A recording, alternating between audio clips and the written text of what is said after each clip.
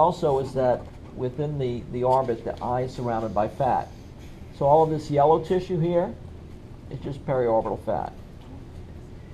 Now, you can feel this better than you can see it, but right here along the back of the eye is the optic nerve. I don't know if you can tell where it is. Can you? Right there? In some of your eyes, it may be cut a little bit longer than in others. What you want to do initially is go ahead and remove the extrinsic eye muscles and the fat. Okay, so you expose all the sclera.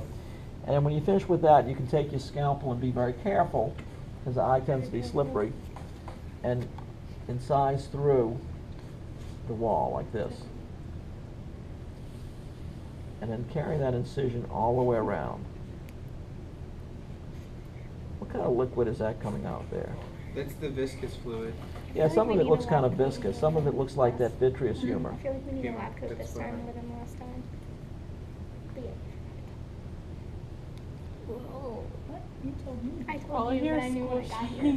Oh. On the back of what? I don't think Abby's going to be doing the cutting on this one. Abby loves cutting. Okay, now, when I bring it forward, Okay. all right, we're in the posterior chamber. So this fluid is more gel-like. That's the vitreous humor. What is that right here? The lens. The lens, right? Okay. And this pigmented area here is part of the vascular tunic. Okay. The part that's holding the lens in place would be the ciliary body here. The part that's going to come anterior to it would be the iris. Let's see if we can remove the lens like this. Scoop it out. Along with some. Now if we do that, you can see the pupil here. And this very thin layer right here that surrounds the pupil is going to be the iris. This is a You're little. like looking and cringing at the same time. If you look inside, you see that little yellow layer? It's very fragile. That's the retina. These little folds within the retina are created by blood vessels running along the surface. So those are the retinal vessels. If you follow them all the way back, it's going to bring you to the optic disc in here.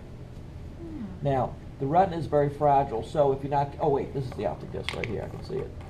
It's very fragile, so if you're not very careful, it's going to fold on you. It's going to, and I'll demonstrate that to some extent.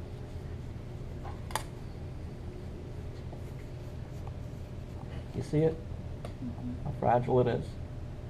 Now, this pigmented area kind of looks like a dark blue. That's the choroid. That's the choroid. There's an iridescent component here, and it's oh, I'm trying to think of the name. It's only present in animals. It's not present in humans. Like dogs, Jordan. But it creates an iridescence. Humans at this point. So, not in humans, no. No, I'm not going to ask you for that. Okay, so what I want you to do then is just dissect the eyes and just follow your workbook and identify all the components that are